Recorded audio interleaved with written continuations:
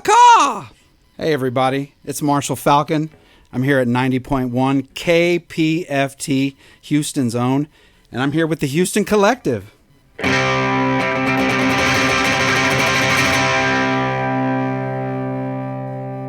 The flea market is the truth. The flea market is the truth. The flea market, the dusty flea market is the truth. Welcome to the temple on a Sunday afternoon. You can get some tacos on the cheap. Picking up some socks, cacahuates and chamoy.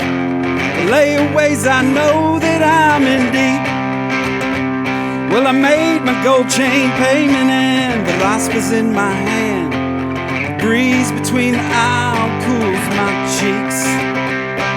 And every time I smile from these deals that I make, I pray the Lord for this place to keep. The flea market is the truth. The flea market is the truth. The flea market, the dusty flea market is the truth. You can go out dancing, you can even have a beer. You can buy a boombox with some dope-ass LEDs. Furniture and tables with panthers underneath. A libra y media of some good Oaxacan cheese. You'll always catch Selena, Frida's always there. Chente's always singing the blues. Walk out with elote and a pair of Dickies shorts and a freshly bandaged tattoo. The flea market is the truth. The flea market is the truth. The flea market, the dusty flea market is the truth. Ahí traen aguacates, aguas frescas, tradición. Chiquititos santos para darle protección. Vestidos quinceañeras, ahí lo van a hacer. Agárrate un churro, lo vas a conocer. La pulga es muy padre, la pulga tiene fe. La pulga tiene cosas que ya van a vencer. La pulga sin el juicio, la pulga sin rumor. La pulga manifiesta las humanas del amor. La pulga es la verdad. La pulga es la verdad. La pulga, la pulga, la pulga es la verdad. Woo! He said it for me. Lucky guy. Lucky guy. Well, you are listening to 90.1 KPFT here on the Houston Collective. This is KPFT Sessions. We have Marshall Falcon with us. We have a whole bunch of brand new volunteers. We've got a pretty day outside, and you can listen to us anywhere or live on the archive. Doesn't matter. KPFT.org or 89.5 in Galveston, 91.9 in Huntsville. Or you could just come on down and listen to the good tunes. Right, Messiah? Right. Cool. Yeah. Woo! So, see, yeah, you messed me up again. There's a lot of footsies going on over there. A lot of footsies, yes. Someone said we have too much fun here, but It wasn't me. It wasn't me either. But hey, yeah, you're listening to the Houston Collective, and that was Marshall Falcon. The flea market is the truth. Was that what that was called? That was called, yeah, the flea market. The flea market? Yeah. Well, Marshall, let's go over a little origin story from you. Where did you start? Where did you come from? And where did you go? Cotton Eye Joe. I came from my mother after her and my father did the the thing. And I was born in Rio Bravo, Tamaulipas, Mexico. But then I spent majority of my life in Houston, Texas, until about the early 2000s when I decided to go out west and spend a little time in San Diego. And then I've been in Eugene, Oregon now for the last 15 years. But I was a touring musician. I played in a bunch of bands. I probably covered about 3,500 shows as a musician. So I've been staying pretty busy, Yeah. And wait, 3,500 shows in your career? In my career, yeah. And what's the average on the yearly show? I mean, there was a point where I was doing about 200 to 250 shows back when I was in I-45. That's about the schedule that we kept. I-45, H-Town hip hop. There it is. It's actually 100% slip hop. So slip hop. Slip hop. We just slip in where where we're usually not wanted, but yeah. So how? That's the old crew though, back in the day. So are you still hanging out with them? No. It's been a hot minute. We've since gone on to create other projects and do other things, and the Falcon is the priority now. Caw-caw! There it is. I was waiting for that. I was hoping you'd do that for the intro. But so, what do you have next for us on the set list? You know what? I think I'm going to play your favorite song, Messiah. This one's called The Longest Day. It seems like the sun was just patient today. Took damn near all of the day. And the last thing I saw was the heartache that won't go away. Since I've been gone, I've been tossing, turning and praying deep in the night. But I still believe that the sun will shine brightly again. Will I live the longest day? But I don't know when the night will end. Will I live the longest day? But I don't know when the night will end. When it's all over and we've run the race, we'll look back at all that we've done. And both of our faults won't add up to the love that's deserved. I won't close the chapter, I'm keeping the book. And we'll have to try once again to right all the wrongs so we can look back in our eyes.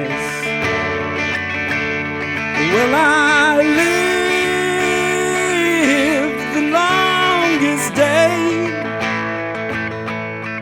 But I don't know when the night will end.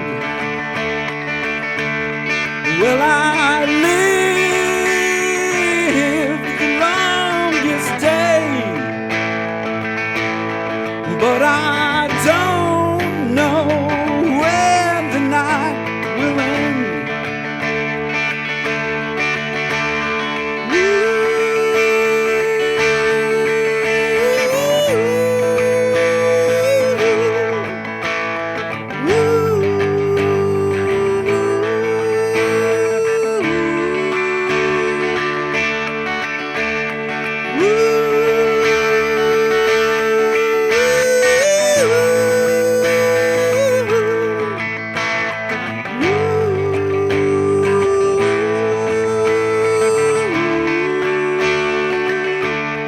Will I live the longest day? But I don't know when the night will end. Will I live the longest day? Yeah, but I don't know when the night will end.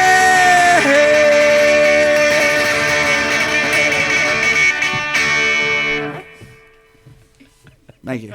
That's a first.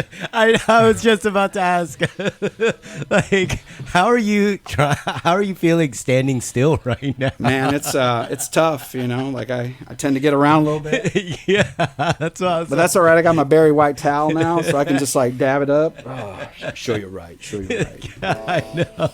It's so weird not seeing you all over the place. Yeah, I'm kind of a mover and a shaker, so that's what I do. Yeah. So, let's go into like your tour life. Like, I don't know anyone on my feed that tours as nearly as much as you do. It took a little getting used to, because I had been not performing for a little while, and then, I had gotten to the point where I was, going to sleep at like 10 o'clock at night and, sleeping in my own bed, and it was really nice. But then I had to change my entire perspective. I had to be back to being up until 3 or 4 in the morning now, and there's like long drives. I mean, really long drives. The first part of this leg, I left Eugene at like 10 in the morning, and then I stopped and I saw a show in Reno, and then I drove overnight to get to Albuquerque. So it was like, like a total of like 27 or 28 hours or something like that. So, I don't know. I just got to grind, man. That's it. I mean, I was telling somebody the other day, so far on this tour, we've put about 30,000 miles on the vehicles.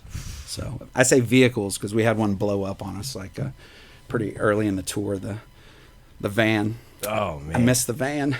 Yeah, I bet. I mean, so do you guys sleep in there, or do you get hotels and I think the last stretch of the tour, which was, like a good 6 months, I maybe got like 2 hotel rooms. The rest of it was, sleeping in the car, sleeping at, friends' houses, couch surfing a little bit. But I do have like a place here in Texas, in Corpus. So generally when I'm doing shows in Texas, I have somewhere to go and sleep and all that. So, but there's been nights where I finished a show, I got in the car, and then I just drove a quiet street somewhere and just like pulled over and, passed out until I woke up with the drool marks and all that on the side of my face. But yeah.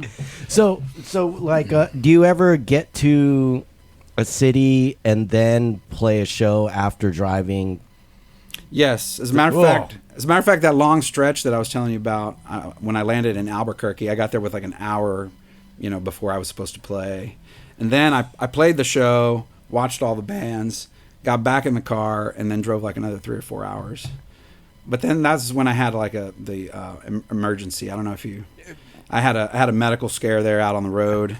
I was like puking for like 36 hours straight, and like I stumbled into an ER in the small town of Wheeler, Texas, and I was like a zombie when I went in there. And so, but they hooked me up, and the stomach virus got situated, and I'm back out here. And you know what? The best part about the stomach virus is you lose a little weight, So there's some benefits where I can find them. Well, that's good to know. Well, like, so when you write new material, what's that process like? Is it have a riff in mind and then write lyrics to it, or does it depend? It's a little bit of both. I mean, sometimes the lyrics come first, but primarily I would say the music comes first, and then the melodies kind of pop in my head. But I generally try to like I'm going back to Oregon for a little while to start working on the 3rd album. And there's going to be a lot of downtime, and that's, it gets harder and harder as you tour more to find the downtime to write. But right now, like, things are coming like fast and furious. I mean, there's already like 10 songs kind of demoed out in Oregon with that band there, and then I've got another 7 or 8 songs here. So there's already like 2 albums kind of in the process of both being recorded at the same time. So. Oh wow, 2 albums. Yeah. Okay, so so when you record, you're with the Midnight Bazaar. The Midnight Bazaar, right? That's the guys in Oregon, right? Okay, so does that change when you fully move here, or are you going to be going back and forth like when? I'll still be going back and forth. I mean, I really love those guys. I mean, they're a great band. We've got good chemistry. But then I also, am super enamored with the Texas Mother Truckers. Mm-hmm. Those are my guys here in Houston. They're coming together. They sound great. All those guys are contributing a lot. And there's the hope that I'll be doing some recordings with them as well. I've got different bands that I've worked with all over, and I'm always down to work with as many musicians as I possibly can. But the Midnight Bazaar, they're kind of the core. The core. Okay. Yeah. So, inquiring minds like this one here that's talking want to know, what was the transformation from going I-45 to Marshall Falcon? The story I always give is, I grew up listening to all this kind of music. Like my parents, they both, they didn't speak English, growing up. I learned to speak English watching Sesame Street. So, that's the kind of music that they listen to. A lot of the newer stuff has accordion in it, and it's, we call it Tex-Mex, and so it was just being down around Corpus and around the valley during the pandemic when I was helping my mother, because she lives by herself and she needed a lot of help around that time. And man, I was hearing the accordion everywhere, and like before it used to kind of annoy me, but for some reason when I heard it this time, it sort of felt like home, like it was like, wow, and then you'd come to Houston and you hear the accordion all over the place around here too, and so I was just like, it's time to kind of, reach out to this old me that, kind of grew up listening to a lot of this stuff. Same thing with country music. When I was on I-45, we wore out a CD that we had of Willie Nelson tracks, and we just we stayed on the road, and the more you stay out on the road, the more you connect with a lot of these singers, that sing about the road, So I just felt obligated to do it. I'm having fun. The songs have been coming out. I just got to roll with it, Messiah. Just got to roll with it, man. So do you ever sprinkle a little hip hop into Marshall Falcon? There's a little dabble here and there, like we're known to bust out an occasional spit a couple of little rhymes here and there, like we did an old I-45 song, the bike song for this one goes out to all the H-Town couriers, the old school couriers out there. Yeah. We did the bike song, and people were kind of shocked on that one, so they don't expect it in the Charo suit, especially. Right. I would be thrown off. If you're so like, so yeah, there might be a little bit of that, I mean, I have the ability, so might as well throw down a little something. Yeah, no. So do you ever mix and mash like people from the Midnight Bazaar and like the Texas Mother Truckers, or is that like? Yeah, I mean they're separate primarily because most of the guys can't really travel extensively like I do. But Lee Herrera, my guitar player in Oregon, he did come down for a few shows last year, and so people kind of come in and out, and we're looking for a drummer for November the 22nd for the Shame on Me show, because our drummer's going to be out of town that weekend. So it's always sometimes we're scrambling to find musicians at the last second because people go in and out, and so it's just all about handling the logistics of it. Just get Pat to do it. Yeah. Or just get a drum machine. Once I get a drum machine, then. Wait, have you ever done that? I mean, I have. Okay. I mean, I have done that because I do a lot of solo shows out on the road where it's just me, and I'll have some tracks, and I'll just jump in and do that. It's not my preferred way. I mean, I always love a full band, always, but I'm not scared of like tracks either. So some people, tracks. Some people are kind of like, oh, I don't know about that, But I mean, I'm not lip syncing or right.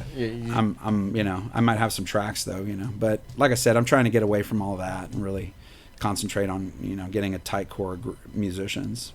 So what's like booking so many shows? Like, do you wake up and just throw out 1.5 billion emails and then see how that works out? Yeah, it's tricky now. I'd say that you get maybe like about a 8 to 10% like response, rate. So if I send out 100 emails, I might get 5 people or 6 people that respond, and of those 6, maybe 3 might end up being a show. But it's gotten easier as we've been moving along because we play the venues, they like us. they pay us good, they take care of us, and so we put a little check mark, and we know to go back to that place again. But we're looking for really more like support gigs going forward. Where we're opening up for some bigger acts, and I'm actively pursuing a booking agent. Any booking agents out there, give me a ring. I'm ready to do 200 shows next year. So, that's kind of where it's at. So, but the problem is that the booking agents don't want you until you're like selling out places. So at that point, you're like, oh well, what should I do? Should I do like this in indie or continue on? But a double-edged sword kind of deal. But I'm trying to take all these things off of my plate because it takes away from me spending more time writing and performing, and as much as I love all the business end of it, I would soon just turn it over to somebody that can help out. Part. Yeah, boring business part. But so what do you have last on the set for this segment? The last one I'm going to give you is Dasa Americano. This one's not on a record anywhere, but this one kind of speaks to my situation of sort of being Mexican who's not Mexican enough, and an American who isn't American enough. So there's a little bit of that. So anyways, there's probably some people that can relate out there.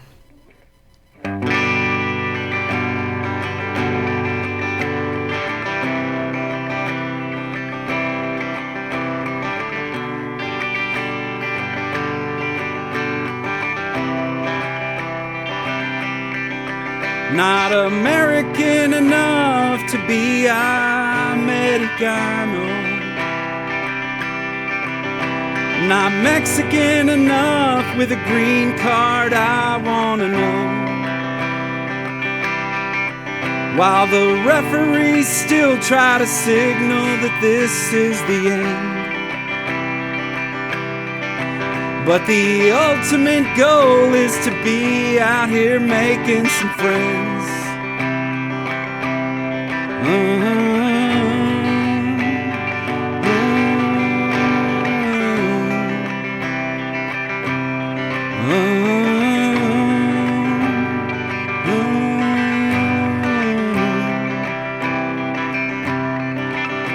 There's not enough Texas inside you, so why hang that flag?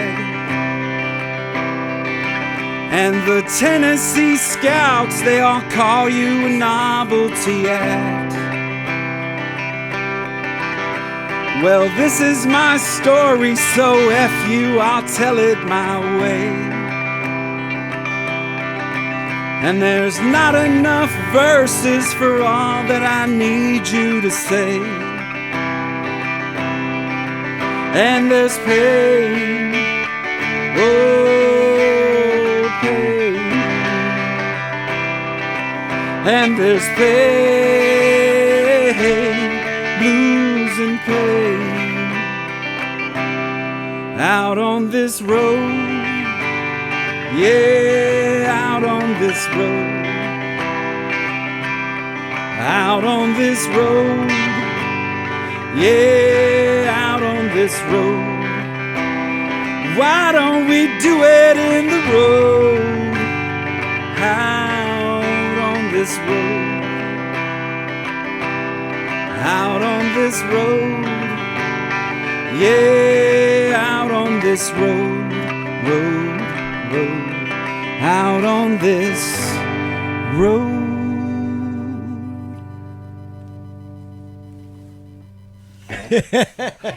You're still a mover. Well, ooh, I had to. I've been counting. Yeah, have you? How many? 3. 3. It has been 3. It has been 3. Thank you, Marshall, for showing up, driving all this way to 3.5 hours from Corpus this morning to get here to you. Wow. Yeah. Thank you. Yeah, no. Yeah, seriously, thank you. And thanks for having me. I appreciate y'all. Yeah, no. I'm gonna try and use you as often as I can, or collaborate. That didn't sound right. I'm not using you. But yeah, so we'll get Rico here to do the outro. My favorite part. for no reason. It is 90.1 KPFT Houston, 89.5 in Galveston, and 91.9 in Huntsville. You can listen to us live anytime on Fridays at noon or on the archive at kpft.org. We'd like to thank Marshall Falcon here at the Houston Collective for joining us. Caw-caw! Caw-caw! Caw-caw! There we go. We sound all exactly alike. That was insane. Messiah, take it away, brother. Yes, thank you for listening. And as you know, there's always hidden stuff coming up. But until then, goodbye. I'm back again. I was just kidding. There's more YouTube exclusive. And this is Marshall Falcon. And, well, here, before we get to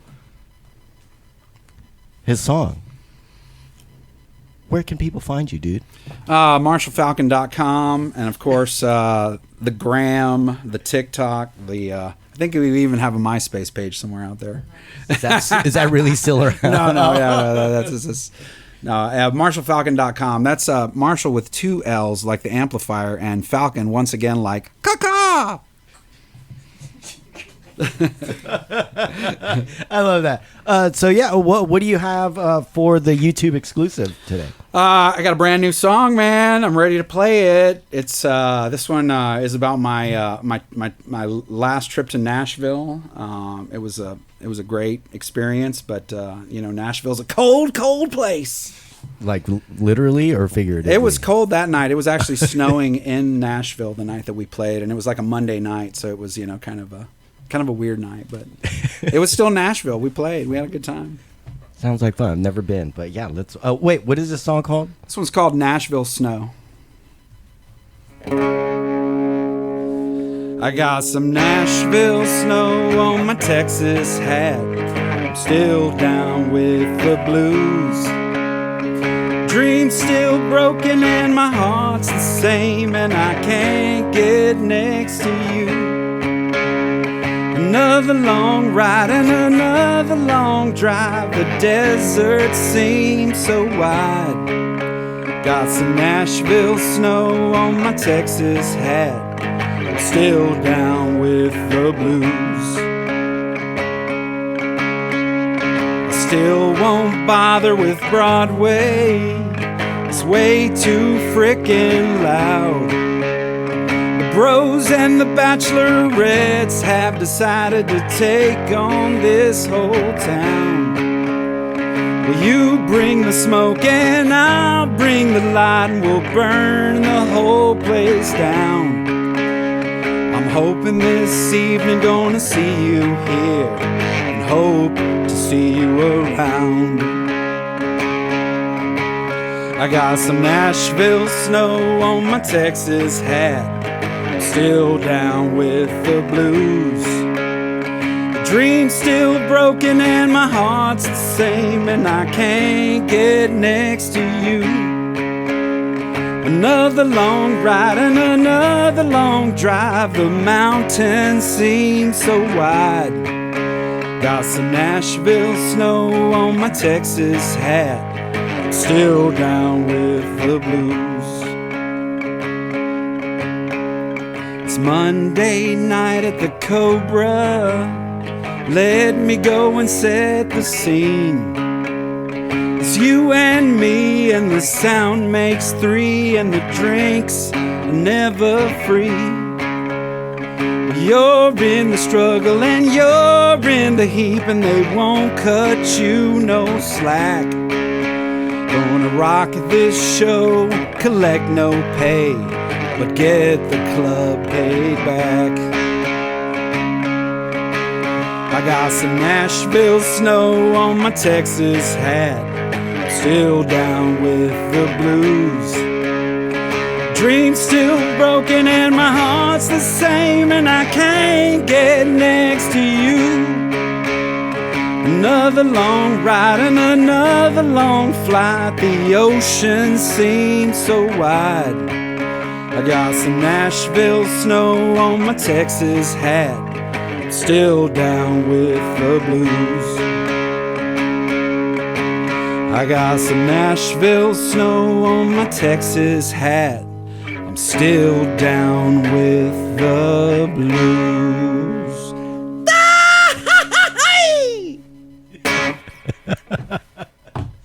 I love it.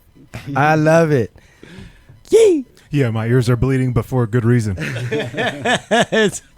Well, good. I'm glad you got to fully enjoy. It's We nice and gotta warm. throw a grito in there, man. We gotta throw a grito. Oh, dude, we got Blue over there nodding. I don't know what that means, but what? She agrees. As long as she agrees, we're good. We're good. Everyone's in agreement here. What? So, Marshall, what do you have coming up for the next of the year, or the rest next of the year? The rest of the year. Yeah. Plug us all of your shows. This Saturday, H-Town. We're playing at the Scout Bar with the H-Town legends Los Carnales and In Disguise at the Scout Bar. That's going to be exciting. And then November 22nd, it's my last show in Texas. It's going to be with Shame on Me at Dan Electro's. That's November 22nd with Shame on Me. So we're really excited about those two shows. But otherwise, just kind of winding things down for the year and just getting into studio mode. So we want to have something ready to go in March. We got a gig at South by Southwest this year, or this next coming year, so we're pretty excited about that. And then on to the UK, where we're doing some shows in London and around there. And yeah, so, you know, it's going to be a lot of just going home and kind of prepping for all of that, because come the spring, it's gonna really crank up for us. So spring is the day or around when everything's gonna start going crazy again. Yeah, and I think there's even a long river sessions booked already for March. Maybe. You know, I think we know about that. So there's already a date on there. So yeah, you know, it's more booking shows and getting more music out. So I'm really excited. The new album is called Permanent Resident. So that's giving you. And I actually used my green card, like kind of to make a cover. It's very, you know, like it's a hip hop nod basically to ODB. Remember? Remember he put his welfare card on the thing. So I was like, oh, I'll put my green card on there and see how that works. See how that works out. Hopefully you don't get your hopefully I don't get in trouble for that. They're like, you made a duplicate of it. You made lots of duplicates on these records. And you're making money off of it. What the hell, dude? Got to tiptoe around all that. So cool. Well, thank you again for showing up for like the umpteenth time. Thanks for having me, Messiah. I appreciate you. Yeah. And everybody else. Cheers to all of you. Yes. Thank y'all. I can't turn the mic. But cool. Well, any final words? I'm trying to like do this thing where we give advice to viewers and listeners. Like for me, it's get off your phone when you're ordering food. Use your blinker. Yeah, that's a good one. Use a blinker. Or the other one I like is please merge properly onto the freeway. You can't do 35 miles per hour getting on the freeway. You just can't do it. No. Not in Houston especially. That's a good one. That is a good one too. Yeah. Drive safely. Goodbye.